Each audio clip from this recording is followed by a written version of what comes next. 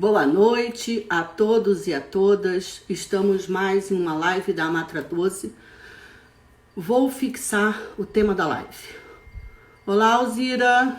Tudo bem? Oi, Andréia.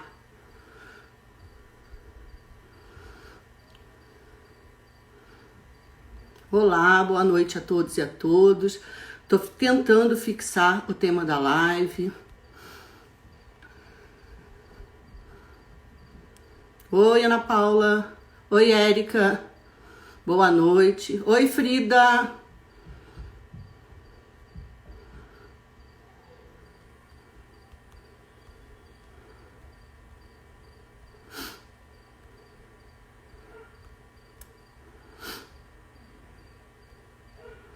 O tema é bem longo e eu tô tentando fixar aqui. Só um minutinho que eu já vou começar.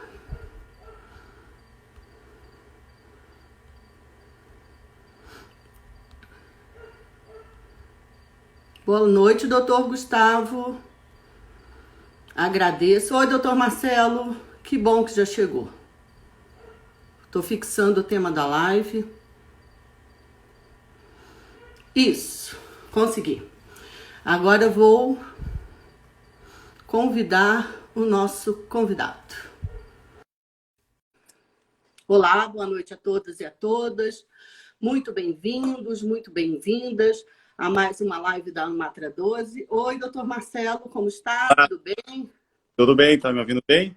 Muito bem. Eu só vou me ajeitar aqui. Claro, boa noite a todas. A gente sempre se programa e sai diferente, né? Nessas lives. Muito bem-vindo, muito bem-vindas, muito bem-vindos à live da Matra 12, hoje, 28 de agosto de 2020, às 20 horas.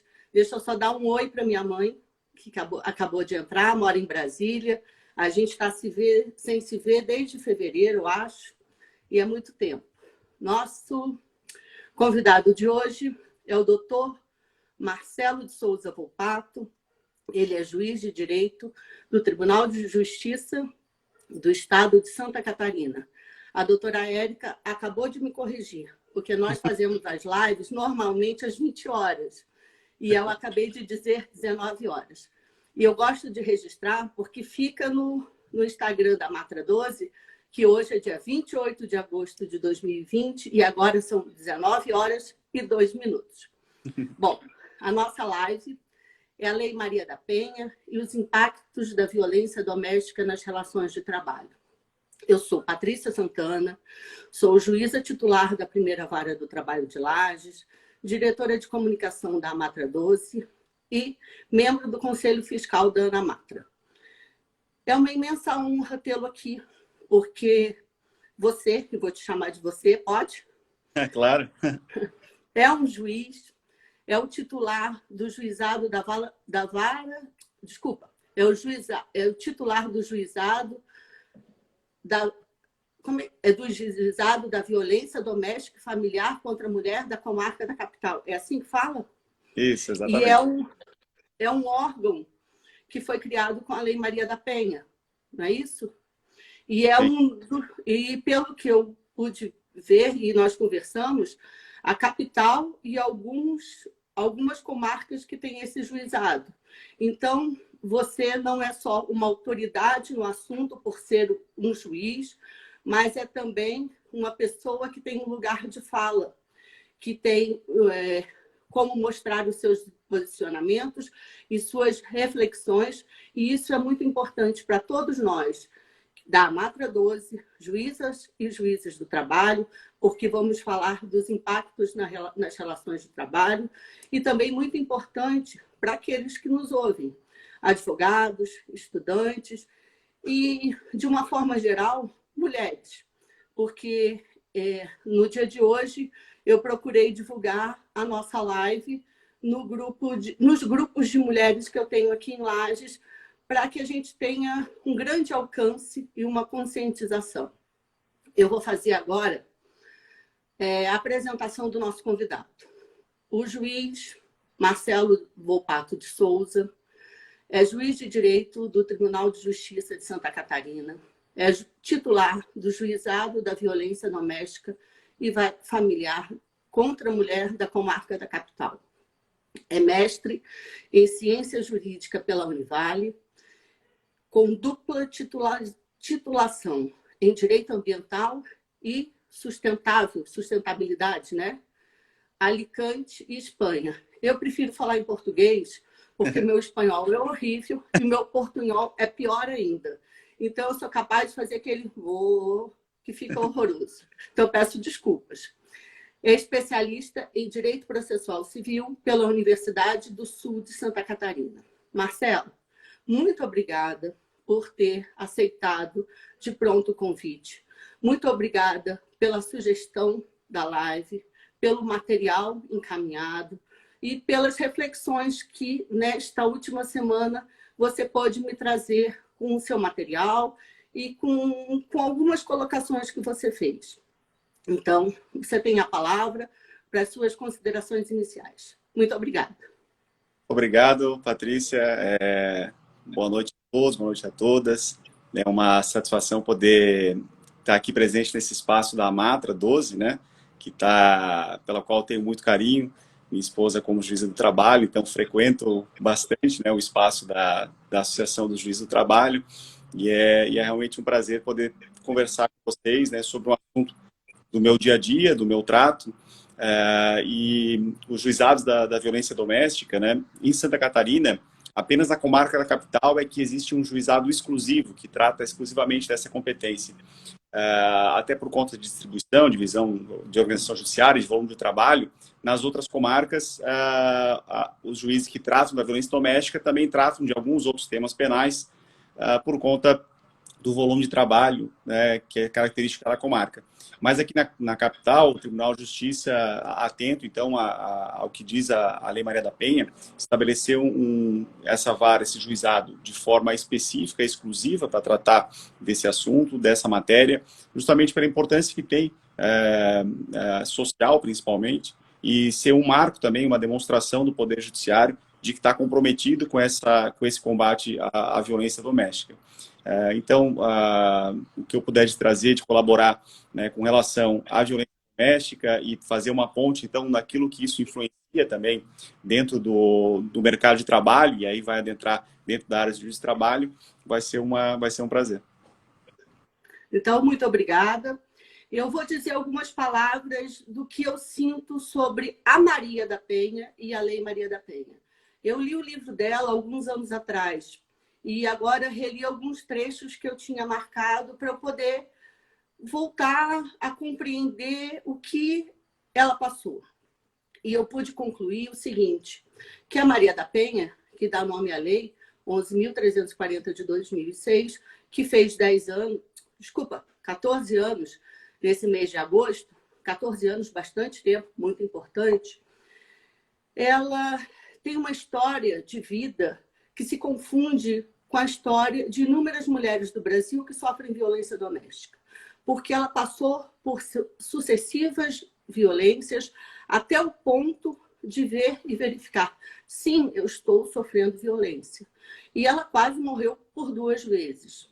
Então, eu penso o seguinte, a mulher, ela tem em si um estado, como regra geral, um ambiente acolhedor e cuidador, que faz com que ela negue esse estado de violência doméstica por muitos anos, até que ela possa ser levada quase à morte.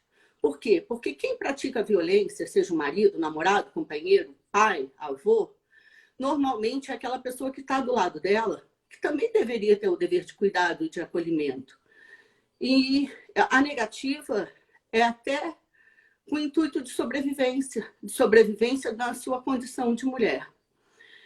E o que eu percebi da Maria da Penha é que quando ela estava entre uma situação em que ela não podia mais negar aquele estado de violência, ela teve que reconhecer e brigar até o fim nos seus direitos para ter a condenação daquele que tentou matá-la por 2 vezes.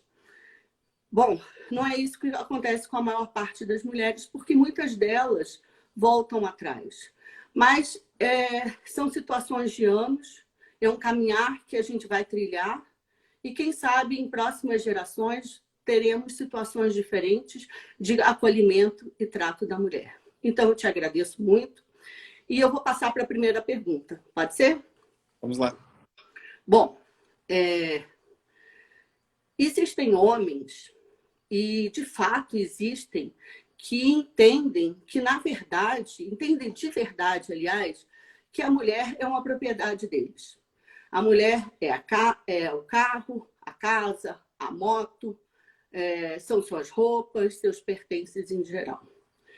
E acontece que chega um dia que a mulher se vê nessa situação de coisificação e que a mulher se vê como detentora de dignidade, de direitos e de vontades. E aí que eu penso que, nesse momento, que a violência e o conflito se intensificam. Estou falando mais especificamente de uma relação homem-mulher, marido-mulher, companheiro, namorado.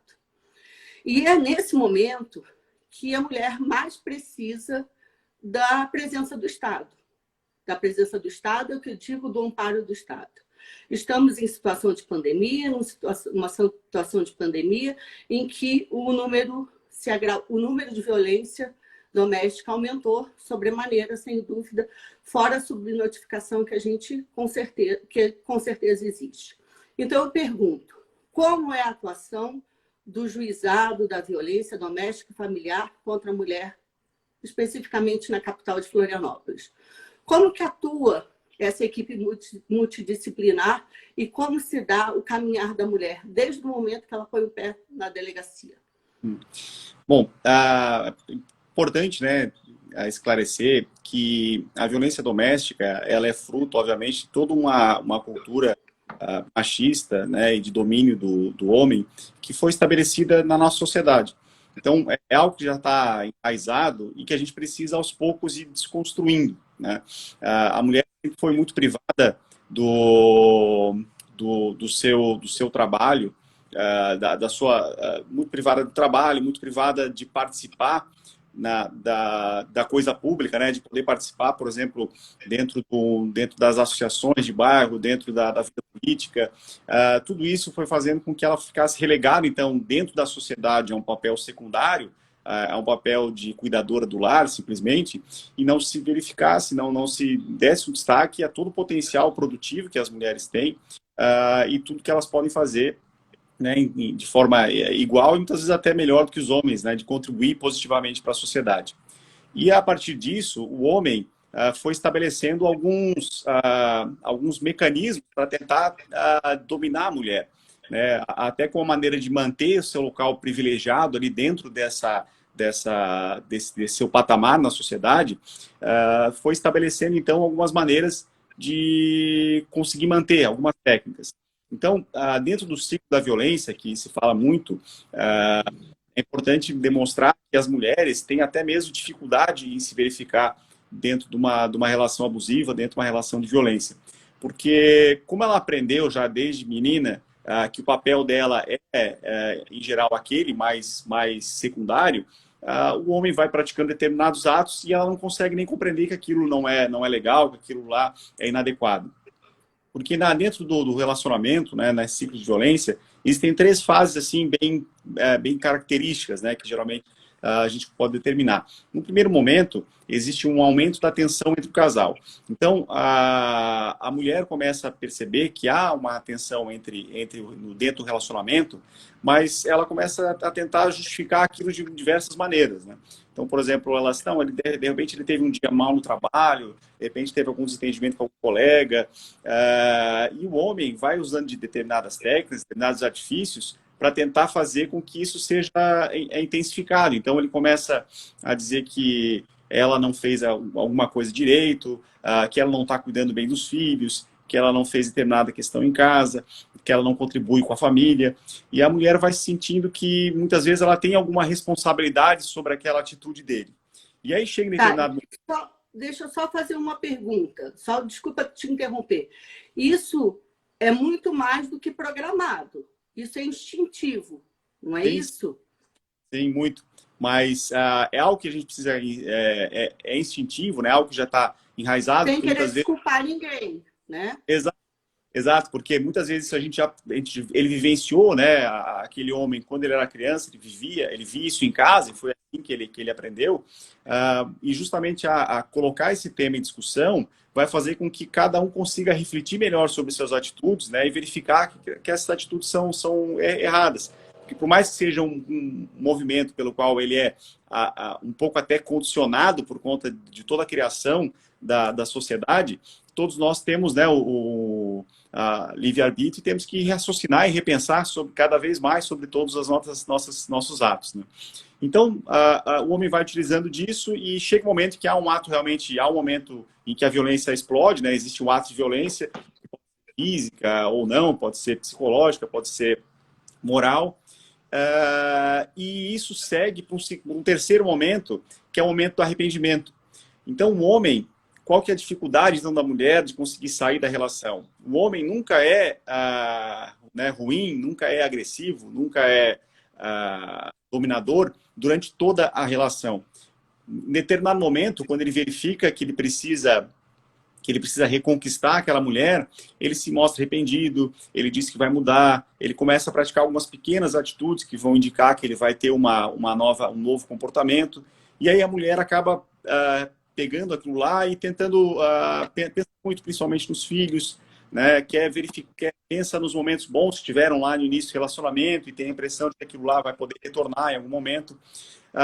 Então, nesses momentos do arrependimento, ela está feliz, ela se sente bem, né? E aí ela não sai do relacionamento. E no momento que a coisa está tensa e que há o ato de violência, existe toda uma humilhação, uma dominação pelo homem, que a mulher acaba não tendo, às vezes, sequer tem autodeterminação dela, a autonomia dela tão rebaixada, que ela acaba não tendo sequer forças para reagir e poder sair da relação. Então, é importante que, toda vez que a gente verifica que uma mulher, a gente pensa, né, nossa, como é que ela ficou 20 anos com aquele homem? É porque ela gosta de apanhar. Não é isso. É porque ela simplesmente não consegue, muitas vezes, perceber que ela está numa relação abusiva e ter forças para sair dela. Então, é muito importante esse trabalho em rede e o trabalho de acolhimento dessa mulher, para que toda vez que ela for acessar e for pedir ajuda, cada um dos participantes da rede esteja capacitado para poder fazer esse acolhimento, para dar esse suporte, né?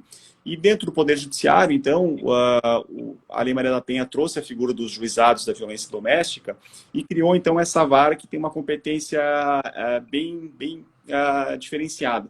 Porque o que é o mais diferenciado da unidade do juizado é que, apesar de ser uma vara com competência criminal, o foco não é único e exclusivo na responsabilização do agressor, né, do acusado. O foco está muito mais em estabelecer medidas de proteção à mulher, em estabelecer mecanismos que, de forma eficiente, vão poder dar uma tranquilidade para aquela mulher. Então, para isso, nós temos, né, aqui na capital, além da equipe de cartório, de gabinete, um trabalho já com aulas e aprimoramento relacionado a questões de gênero, para entender esse caráter diferenciado da unidade. Nós contamos também com um psicólogo, um assistente social, que fazem um trabalho também individualizado com essa mulher, né? Então, todo atendimento, tem esse acompanhamento psicossocial, que é muito importante nesse momento.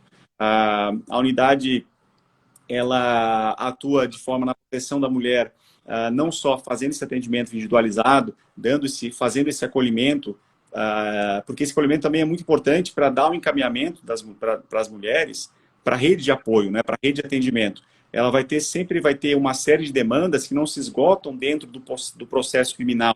A demanda dela não vai ser resolvida toda ali com aquele pedido, com aquela ação penal, ou com a prisão, enfim, que seja do agressor, do homem. Ela vai precisar... E elas são individuais também, elas são muito particulares, né? Sim, sim, cada uma vai ter a sua realidade, né? Então, às vezes, ela precisa, por exemplo, do encaminhamento para um auxílio relacionado à Bolsa Família, algum auxílio para tratamento toxicológico. Muitas vezes ela quer a ajuda do juizado, mas ela quer tentar resgatar aquele homem, resgatar o marido. Isso também é orientado. Encaminhamento, por exemplo, para o trabalho, né? Nós temos na prefeitura, enfim, fazer algum encaminhamento nesse sentido. Então, sempre há, dentro do acolhimento juizado, uma ideia de tentar resolver não só o processo que é trazido para nós, mas sim toda a demanda que aquela mulher precisa, né?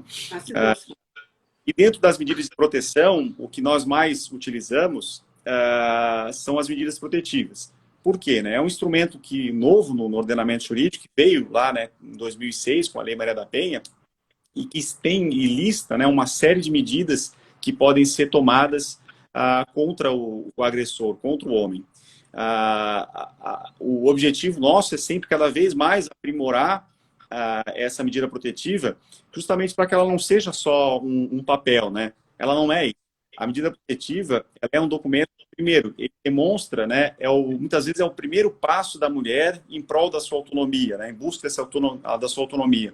Porque para ela conseguir efetivamente sair do relacionamento, ela vai precisar se afastar daquele homem, seja mediante uma medida protetiva para afastamento dele do lar, ou que a gente garanta um acolhimento numa casa de abrigo, por exemplo, de forma temporária, né? E essa medida, então, vai ser esse primeiro passo. E ali vão ser estabelecidas uma série de restrições para tentar reforçar que isso não ocorra, que não ocorra mais essa violência. A medida protetiva, então, ela tem uma série de implicâncias, né, para o homem. O descumprimento da medida protetiva, por exemplo, é um crime autônomo, né? Cabe a prisão em flagrante no caso de descumprimento. Se os descumprimentos forem reiterados, o juiz pode determinar a prisão preventiva do homem. Então, essas restrições, elas são bastante severas e precisa ser especificado, né? Então, para isso, para ajudar, por exemplo, na eficácia das medidas protetivas, nós temos o auxílio da Polícia Militar, com o programa da Rede Catarina, que faz o acompanhamento das mulheres que recebem medida protetiva. A Polícia Civil é quem faz o acompanhamento das mulheres, o acompanhamento das vítimas, também, porque geralmente elas, né, a Polícia Civil é responsável por fazer o primeiro atendimento, na maior parte das vezes, então já existe um vínculo da mulher com esses agentes, então eles também nos auxiliam nisso, né? O Ministério Público também faz a fiscalização dessas medidas, fazendo eventuais pedidos de prisão, abertura de inquérito, investigações. A Defensoria Pública, a OAB, são muito importantes porque eles são, além de representarem os réus nos processos, e é importante se diga também que o trabalho do juizado, óbvio que é fundamental no respeito aos direitos e garantias individuais do acusado, né? Tudo isso tem que ser observado de forma primorosa, até porque são direitos que estão garantidos na Constituição, mas o foco vai estar sempre na proteção. E essas instituições, OAB, Defensoria, eles também têm esse papel de dar esse atendimento à mulher e dar essa guarida. Muitas vezes a mulher precisa de orientações relacionadas à guarda de filhos, à separação, né, à divisão de bens, tudo isso também nós prestamos esse auxílio, esse acompanhamento. Nós temos no juizado também um programa agora de prestar uma orientação mais próxima aos homens, né? Todo homem que recebe a medida protetiva, ele recebe uma ligação, hoje ligação, né, por conta da pandemia, antes intimávamos para ele comparecesse ao fórum, e o psicólogo, o assistente social, entram em contato com ele agora, para que ele possa efetivamente ser orientado sobre a medida protetiva, né? Porque recebe aquele papel do oficial de justiça, né? Às vezes ele nem entende o que é aquilo, e esse trabalho, então, é de orientação para que o psicólogo, assistente social, explique para ele quais são todas as restrições que ele deve ter, e também é um espaço de escuta, porque nós também sabemos que aquele homem, obviamente, tem o direito de contestar aquilo ali, de se insurgir em relação a alguns pontos. Então, ele também é orientado a como buscar o auxílio da Defensoria Pública, né, que ele deve procurar um advogado. Muitas vezes aquele homem tem uma demanda relacionada ao uso abusivo de álcool e drogas, e ele entende que isso também é algo que ele deve melhorar. Então, nós fazemos esse encaminhamento à rede de apoio. E o objetivo desse esclarecimento é o quê? É evitar a reincidência, né? Evitar que haja um descumprimento dessa medida pela orientação, né? Para ele não chegar na audiência de custódia e dizer, eu recebi um papel, não sabia o que era, e ao mesmo tempo justamente reforçar que se ele foi orientado e descumpriu, ele realmente tem que ser chamado à responsabilidade, né? E aí, qualquer decisão mais constritiva, de determinada prisão, por exemplo, vai ser justificada porque a gente teve a garantia, a segurança de que ele sabia dos seus limites e ultrapassou. E aí, junto com isso, nós temos na Universidade Federal de Santa Catarina um trabalho relacionado a grupos reflexivos, né? Então, uma novidade da lei que foi incluída agora, apesar de que em alguns locais já se fazia, mas esses grupos reflexivos é um espaço, então, para homens que vivenciam também relações de violência, que possam, em conjunto, conversar sobre esse tema e apresentar a eles que aquelas atitudes são equivocadas, para que ele possa fazer uma autorreflexão a respeito de suas ações e mude o seu relacionamento, né? Muitas vezes eles voltam, o casal volta, então é importante que ele seja orientado nesse aspecto. E não só por isso também, né? Mesmo que aquela mulher consiga sair daquele relacionamento abusivo, se nós não dermos também alguma orientação mais próxima ao homem, ele vai invariavelmente entrar num outro relacionamento e aí vai reproduzir aquele mesmo comportamento, né, de forma abusiva em relação à próxima companheira. Isso tem quando a gente fala de violência intergeracional, isso tem um aspecto muito relevante em relação aos filhos, porque toda essa cultura machista, né, enfim, que a gente já iniciou a conversa lá atrás, ela existe também porque o menino vê o pai tratando a mãe daquele jeito, a menina vê a mãe aceitando aquelas agressões, e aí vai arraigando isso nas crianças. Então, toda essa violência intergeracional tem que ser muito bem avaliada e bem combatida, para que se possa, de alguma forma, aos poucos ir desconstruindo isso, né? Não vai ser de uma hora para outra, vamos levar gerações, né? Mas certamente já avançamos muito. Então, o trabalho do juizado tem muito disso, né? É um trabalho voltado especialmente para a proteção da mulher, voltado a um atendimento individualizado, tanto para a mulher quanto para o homem, né? Deixando o aspecto de punição, que é importantíssimo, mas tem um aspecto secundário, porque o nosso foco é muito mais voltado para essas questões. Sim, e enquanto você estava falando, eu estava pensando aqui. Eu moro e trabalho em Lages. E aqui em Lages, os números de feminicídio e de violência da mulher são extremamente significativos, né? E a gente ouve, eu vou fazer só um parênteses, o seguinte: fulana apanhou, mas o que será que ela fez? Né? Essa é a ideia. E isso é a ideia de que a gente tem que cuidar dos nossos filhos e das nossas filhas para que essa cultura, essa prática não seja levada adiante. Isso é muito comum, né? Principalmente no feminicídio, nos casos, de ser uma estratégia de defesa, de colocar a responsabilidade pelo ato sobre a mulher, né? Para tentar dizer que a mulher praticou determinada conduta que, de alguma forma, justificou aquele ato do homem, né? Então, é um absurdo que exista ainda esse tipo de defesa, principalmente em casos de feminicídios, porque o responsável pela morte é quem puxa o gatilho, né? Sabe muito bem. Mas é algo que também está tão embutido na sociedade, esse ponto, que muitas vezes os próprios jurados acabam entrando, né, nessa onda e acabam muitas vezes cometendo, né, grandes injustiças no tribunal do júri. Então é algo que tem que ser também bastante debatido e apresentado, porque é muito comum, né, se aviltar a memória da vítima, né, se imputar a ela a responsabilidade pelo ato criminoso, quando na verdade a gente sabe que não é essa a forma adequada de se tratar o tema. Eu vou te pedir licença para fazer uma pergunta que a juíza Valquíria Bastos, nossa juíza do trabalho, está fazendo aqui, está um pouco fora da nossa linha aqui, mas eu vou fazer, tá? A Lei Maria da Penha tem sido invocada em casos de violência em relações homoafetivas? Sim, a Lei Maria da Penha não há uma definição a respeito desse ponto específico, né? O que a Lei Maria da Penha traz, né? O que é um consenso nesse aspecto? Que ela é uma lei porque ela abrange violência contra a mulher. Então, ela não pode ser aplicada num relacionamento afetivo, homoafetivo, né, entre dois homens, por exemplo. Exceto, e aí que vem uma questão que é importante, que a mulher, a gente não avalia, não se entende só pelo lado biológico. Já há entendimentos de trazer a questão do gênero também para essas situações. Então, se existe, né, dentro daquele relacionamento, uma das pessoas tem identidade com gênero feminino, pode, né, já há entendimentos nesse sentido de que também tem proteção pela Lei Maria da Penha. Justamente porque o que vai definir a incidência da lei não deve ser o sexo puramente biológico, mas sim a identificação de gênero. Quando nós tratamos daí relacionamentos entre duas mulheres, né, ainda assim é possível aplicar a Lei Maria da Penha também, há entendimentos nesse sentido, mas também tem alguns entendimentos no sentido de que para aplicar entre duas mulheres, por exemplo, haveria uma necessidade de estar demonstrada algum grau maior de vulnerabilidade de uma em relação à outra. Né? E isso pode ser verificado de diversas maneiras.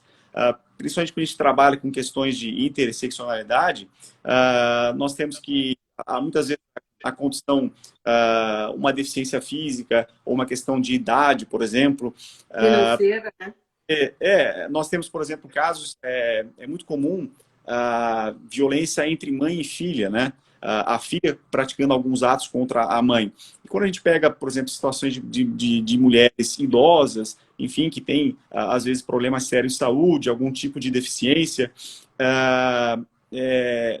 dá para entender que existe uma desigualdade entre a relação entre essas duas mulheres. Então, isso pode também justificar a incidência da Lei Maria da Penha. Então, tem que ter são mais ou menos essas linhas interpretativas que têm se tido atualmente. Já se passaram 30 minutos, 32, na realidade. E eu vou mais para uma pergunta que é o nosso norte central da nossa live aqui.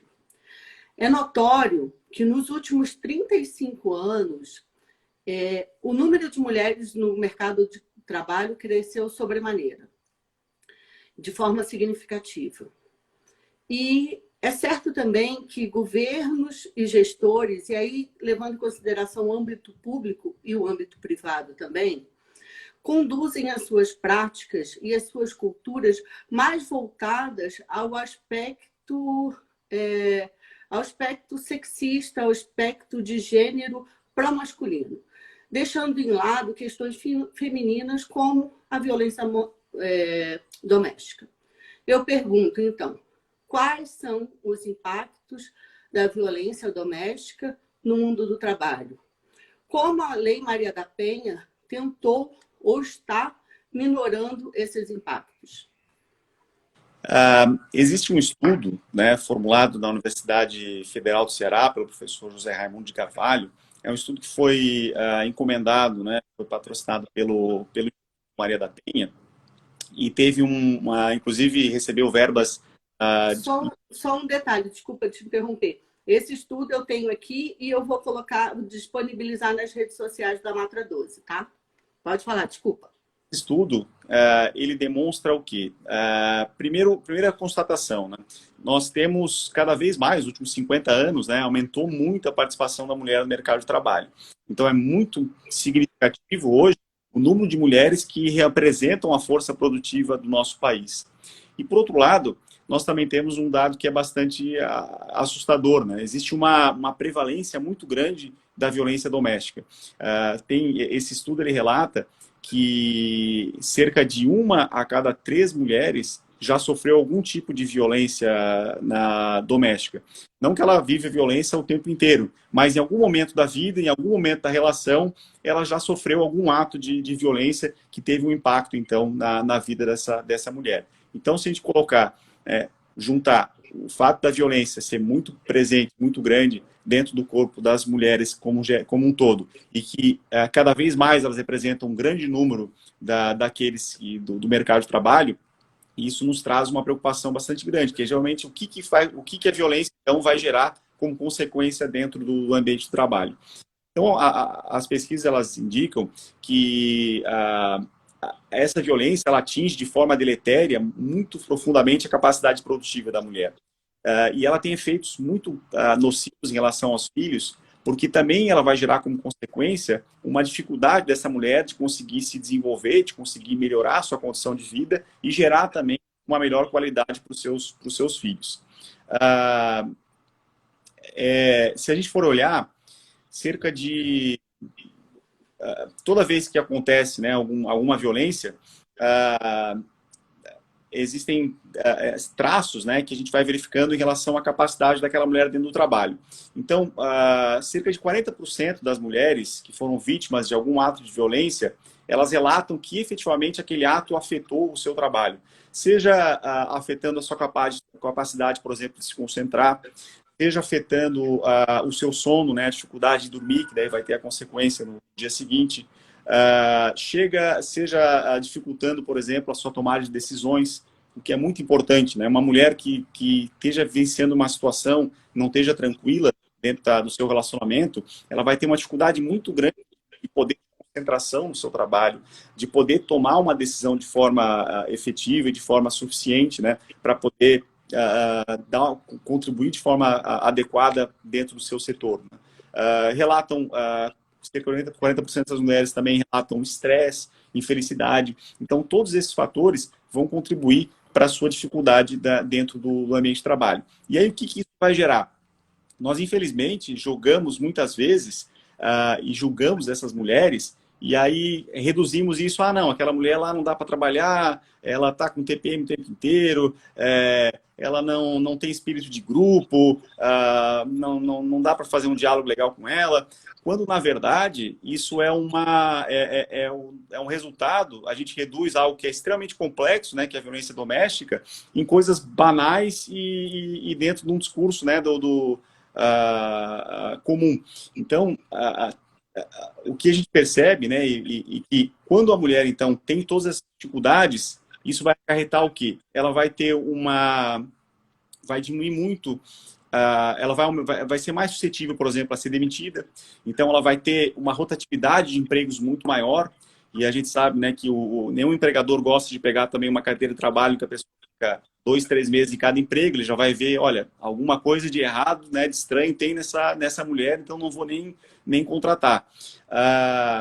Ela acaba não conseguindo acesso a promoções, né? Porque mesmo que ela consiga manter o emprego, se ela não consegue focar 100% do seu trabalho, se ela tem essa dificuldade, talvez o colega do lado, que não tem a mesma, vai conseguir acessar melhores degraus dentro da carreira e ela não vai.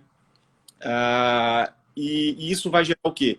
Com uma média, né? Esse estudo também demonstra que a mulher, daí de forma objetiva, né, que a mulher que sofre violência doméstica, né, ela ganha menos do que a mulher que não sofre. Justamente por conta desses fatores, por conta dessas questões que vão afetando a sua capacidade de poder continuar no trabalho, de permanecer no mesmo trabalho, de poder ascender a melhores posições dentro do seu emprego. E isso, então, é algo que é muito, muito, muito duro de se falar, né? É algo que é aterrorizador, mas infelizmente acontece e muitas vezes ninguém se dá conta, né, de que isso está acontecendo. Se a gente for pensar só num dado, por exemplo, bem objetivo, né, quanto que custa então isso, né? Quanto que isso vale? Só o absenteísmo, né? Só o fato da mulher, por exemplo, que sofre uma violência, não poder ir ao trabalho, que precisa ir ao médico, porque ela não tem condições, tem que pegar uma licença, porque ela precisa ir na delegacia fazer uma denúncia, porque ela precisa ir na audiência, né, que foi chamada para tratar a respeito desse tema. Só isso faz com que o Brasil perca em torno de R$ 1 bilhão por ano. E tem um estudo da ONU Mulheres, né, que identifica que 1 a cada 5 faltas das mulheres no trabalho ocorrem por conta de violência doméstica, né? Então, 20% das faltas não é porque ela ficou doente, porque deu um problema no filho que precisou atender, enfim, teve um acidente, mas porque ela sofreu alguma violência dentro da própria casa, né, que deveria ser o local mais seguro para ela. Então, esses reflexos são bastante fortes, né? E a gente precisa ter atenção a eles. E eu garanto para você que nenhum dos que estão nos ouvindo aqui nunca tinham pensado na violência doméstica sob esse prisma, sobre os reais impactos da violência doméstica nas relações de trabalho e sobre as consequências que a mulher sofre em relação a isso. Mas vou trazer aqui uma notícia do Globo, de 4/7/2020, que foi replicada em outras mídias sociais, em internet e de uma forma geral. Vou ler para vocês. Mulheres precisam de um lugar seguro fora de casa, além de condições econômicas para saírem do ciclo violento. Apoio das companhias, e companhias, diga-se aí, empresas, é crucial e já faz parte de legislação de alguns países. Eu pergunto, a Lei Maria da Penha contempla esse tipo de apoio das companhias que são empresas? E, não contemplando, existem práticas no Brasil a esse respeito? A Lei Maria da Penha, há uma discussão, né, sobre a possibilidade da Lei Maria da Penha, por exemplo, ser aplicada dentro da relação de trabalho, por exemplo, entre um colega de trabalho homem pratica um ato de violência contra uma colega mulher. Se isso estaria abarcado ou não pela Lei Maria da Penha. Porque a Lei Maria da Penha ela se aplica nas relações íntimas de afeto, se aplica dentro da família, né? Pessoas que têm laço sanguíneo, que são parentes, e ela também se aplica dentro do que é chamado de unidade familiar. Então, são pessoas, ela estabelece o seguinte, pessoas que convivem, né, dentro do mesmo ambiente. Então, ela é muito mais tratada, em geral, por exemplo, para, digamos, uma pensão, né, em que tem vários quartos, né, em algum mora um homem, em outro mora uma mulher, enfim. Como são pessoas que estão dentro desse ambiente, né, seguro, dentro da casa e compartilham desse ambiente, é possível aplicar a Lei Maria da Penha em relação a eles. Agora, em relação a uma situação de trabalho, ainda não há uma definição, né, se efetivamente se aplica ou não a Lei Maria da Penha. Mas o fato de não se aplicar especificamente a lei não significa que não ocorram, né, violências de gênero bastante severas dentro do ambiente de trabalho. E as empresas, elas deveriam ter programas, deveriam ter dentro dos seus objetivos, lutar e combater isso. Seja porque socialmente é algo que deve ser feito, né, algo que é interessante, que vale a pena investir, seja pelo que eu falei acima, né, uma falta da mulher por uma violência doméstica vai bater na rentabilidade, no rendimento da empresa. Então, uma decisão que ela é fácil de ser tomada pela empresa, porque não só é socialmente adequada, mas também é economicamente interessante fazer esse tipo de acolhida às mulheres, né? Então, dentro do Brasil, nós temos grandes empresas que têm um trabalho focado nisso, né? Em melhorar, em ajudar as mulheres. Nós temos, por exemplo, a Magazine Luiza tem uma campanha chamada Mete a Colher, né, que a mulher pode pedir ajuda dentro do próprio aplicativo da loja, né? E ali ela vai ter toda a orientação, um caminho como fazer isso.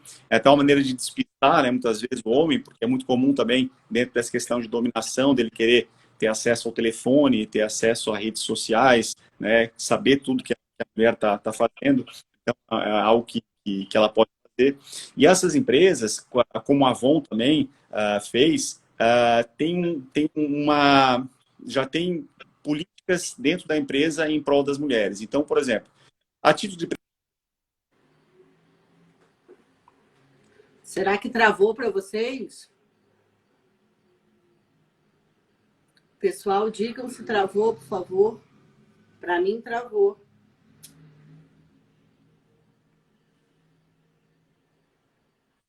Oi. Oi, Marcelo, tá me ouvindo? Tô ouvindo. Acho que travou um pouco. Retoma, sim. Então. Tá. Então, essas empresas, por exemplo, como Magazine Luiza e Avon, elas têm uma política de prevenção bastante forte, né? Elas estabelecem que fazem campanhas de forma sistemática a respeito da conscientização relacionada a questões de gênero, a conscientização sobre a violência doméstica. Elas também praticam políticas de intervenção, né, possibilitando que a mulher que tenha sido vítima de violência possa ter possa solicitar dentro da empresa uma ajuda, né? Então tem canais de comunicação específicos para isso, para que ela possa denunciar a violência, não só a violência dentro da sua casa, né, mas também uma violência de gênero dentro do ambiente de trabalho, por exemplo. E elas também têm uma política de suporte muito interessante, né? Prestam apoio psicológico, prestam apoio social, até mesmo financeiro à vítima, se ela precisar, por exemplo, mudar de cidade, né? Autorizam com que ela seja mudada de cidade e continue mantendo emprego, né, dentro de outra filial da empresa, por exemplo, em outra cidade. Prestam, muitas vezes, essas empresas também prestam apoio jurídico para as mulheres, né, trazendo, por exemplo, para elas auxílio de um advogado, não só para tratar do ato de violência em si, por exemplo, né, para auxiliá-lo nesse procedimento, mas também aquelas outras questões conexas, né, de guarda de filhos, alimentos, a separação. E a pesquisa que eu acessei diz que apenas 25% das empresas hoje monitoram o caso de violência doméstica, de violência contra suas funcionárias, né, seja violência na casa delas, ou seja violência dentro do ambiente de trabalho. Então é importante que as empresas tragam essa questão para dentro delas e também comecem a instituir, né, algumas já têm, como a Avon, por exemplo, dentro do compliance da empresa, dentro daquilo que a empresa estabelece como qual deve ser a conduta, né, dos seus funcionários, ela veda expressamente, né, e pune expressamente a violência doméstica.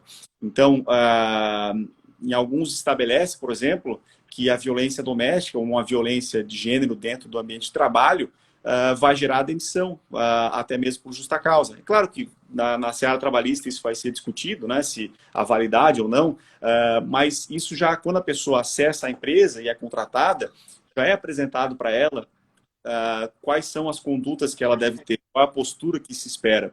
E se aquela postura não for observada, ela vai ser desligada da empresa, seja praticando uma violência no ambiente de trabalho ou praticando dentro da própria casa. Porque aquilo que a pessoa faz na esfera privada, se ela se trata de uma questão de violência doméstica, nós temos que nos intrometer sim, né? É algo que compete, algo social que compete a todos intervir.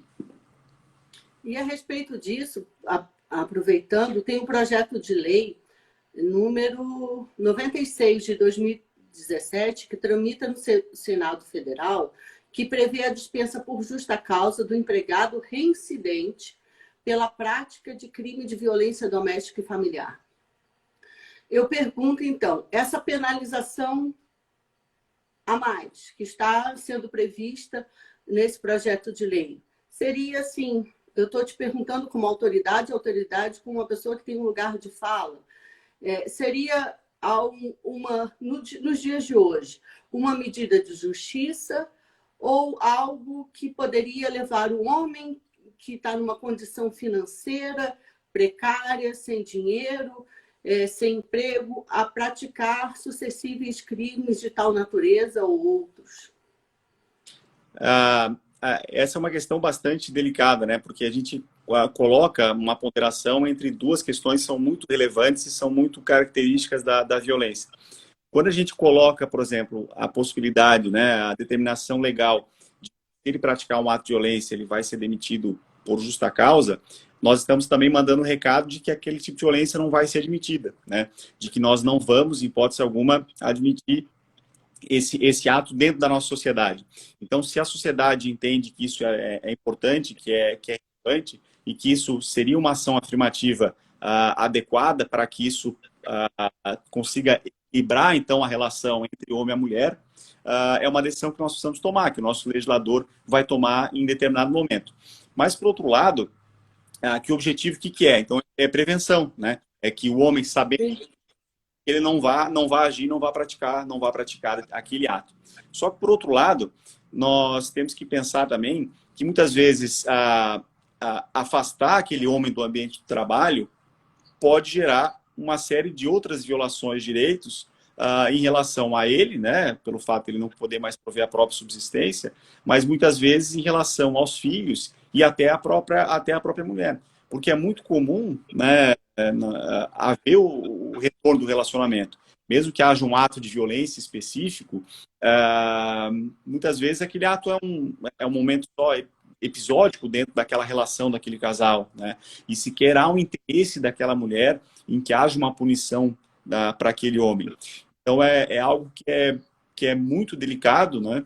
Fazer esse balanço entre o que vai ser melhor para a mulher. Será que o melhor é que realmente a questão da prevenção, ou será que o melhor é poder garantir que aquele homem consiga auxiliar, né, ela, nem que seja através dos filhos, enfim, com o trabalho? Então não há uma resposta, né, em relação a isso. Cada um vai ter a sua própria opinião, né? Mas é algo que tá em discussão. É uma ponderação de valores muito difícil de se chegar a uma conclusão.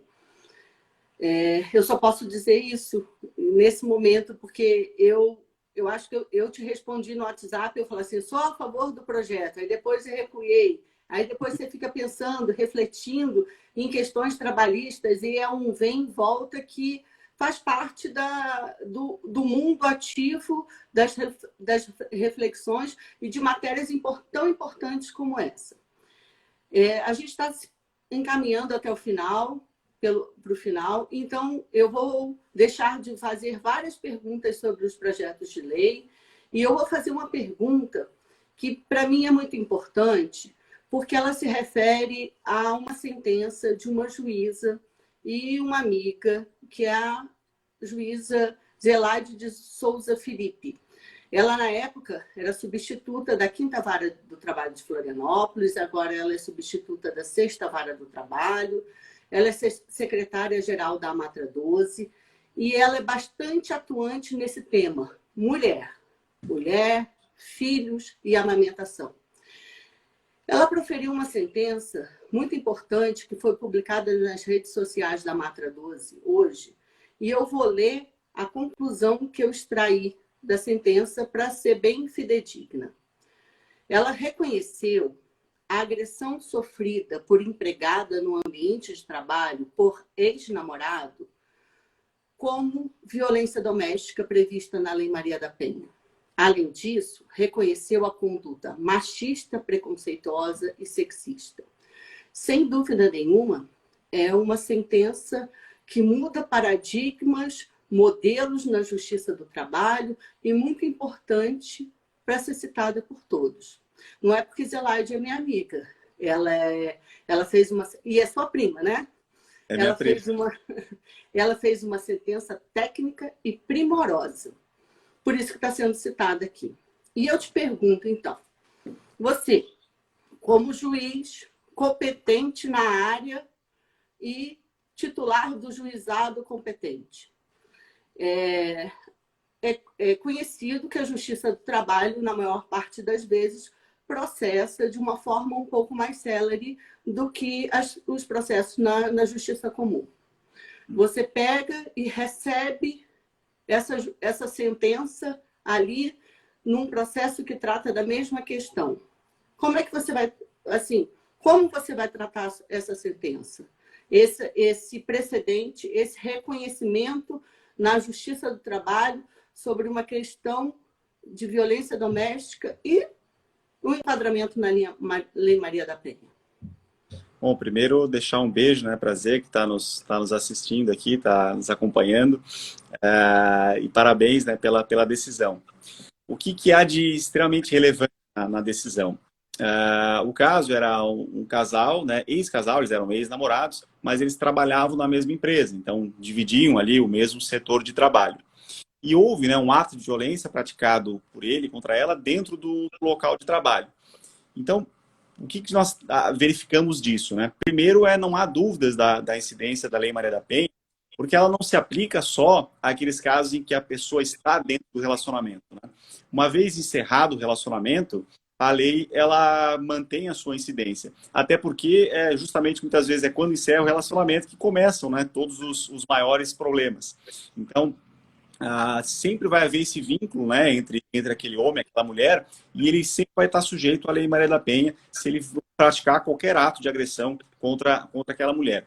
E o que é de mais relevante na sentença é o fato dela ter considerado que a maneira como o empregador lidou com aquela questão foi inadequada.